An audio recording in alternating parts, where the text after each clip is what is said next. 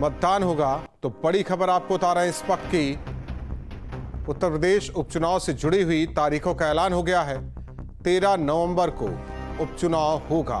तो बड़ी खबर इस वक्त की, जिस तरीके से आज महाराष्ट्र और झारखंड चुनाव को लेकर ऐलान इलेक्शन कमीशन ने किया, वहीं उपचुनाव को लेकर भी उन्होंने ऐलान किया है।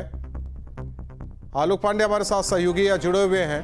इंतजार खत्म, अब 13 नवंबर को उत्तर प्रदेश में उपचुनाव।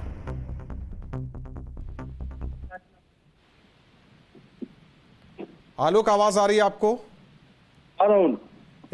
जिस चीज का इंतजार किया जा रहा था, तारीख आ चुकी है।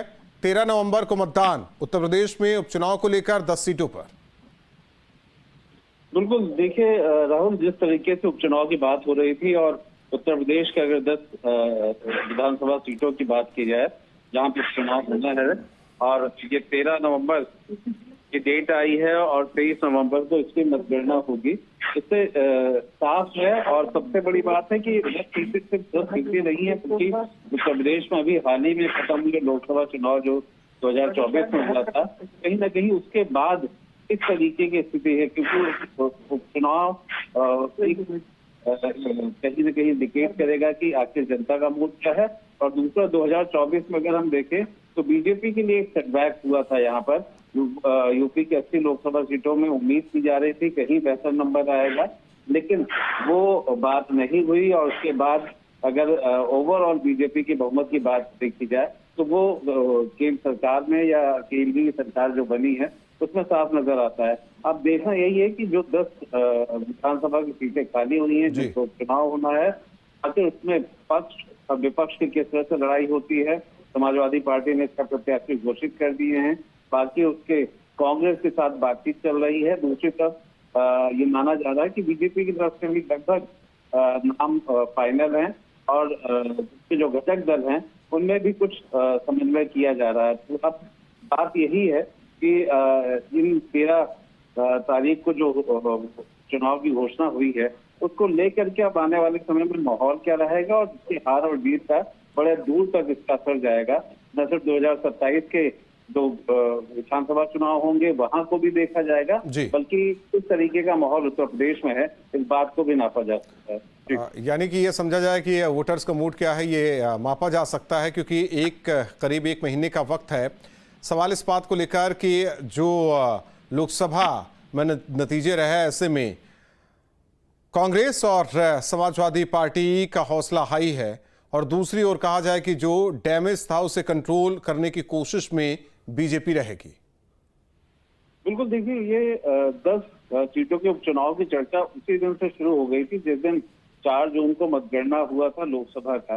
इससे इन 10 सीटों के लिए महत्व समझा जा सकता है, और खासतौर पर यूपी की राजनीति और उसके बाद यहाँ के जो पॉलिटिकल महत्व होता है वो आज से नहीं बल्कि हमेशा से समझा जा सकता था। अब इन 10 सीटों पे अगर कहा जाए तो सबसे बड़ी चुनौती तो भारतीय जनता पार्टी को ही है कि वो 10 सीटों में से कितनी सीटें जीतती है। और दूसरी बात यह है कि विपक्ष निश्चित तौर पे जो इंडिया ब्लॉक बना हुआ है उनको दर्शकों को अपडेट कर देते हैं कि 9 सीट पर ही उपचुनाव होना है। एक सीट मिल्कीपुर, अयोध्या की मिल्कीपुर, जिस पर अभी चुनाव नहीं होगा, क्योंकि यही एक सीट है। अगर कहा जाए जिस तरीके से कांग्रेस और समाजवादी पार्टी ने फैजाबाद लोकसभा सीट जीती थी, अवधेश प्रसाद सांसद बने, इसे लेकर लगातार बीजेपी को घेर रही थी समाजवादी पार्टी और कांग्रेस, और वही मिल्कीपुर सीट जिस पर अभी उपचुनाव नहीं, बाकी 9 सीटों पर उपचुनाव होने हैं।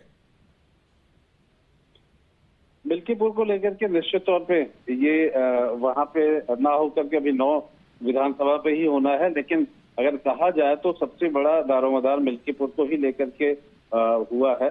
और इससे पहले अगर हम देखें तो खुद मुख्यमंत्री योगी आदित्यनाथ, जो कि मिल्कीपुर या अयोध्या मंडल की बात करते हैं, और उधर अम्बेडकर नगर, 2 सीटें जहां पर खुद मुख्यमंत्री इसको स्वयं देख रहे थे। इससे पहले वो कई मौके पर मिल्कीपुर और उसके आसपास अयोध्या जिले में जा चुके हैं। कई ऐसे उन्होंने रोजगार मेला और इस तरह की कोशिशें शुरू कर दी थी, लेकिन इस वक्त मिल्कीपुर का नहीं है। और ये अपने आप में कहीं ना कहीं बीजेपी इस बात की पूरी तैयारी कर रही थी कि भले अयोध्या की लोकसभा सीटें हार गई है, लेकिन वो मिल्कीपुर की विधानसभा सीट तो हर कीमत पे जीतना चाह रही है।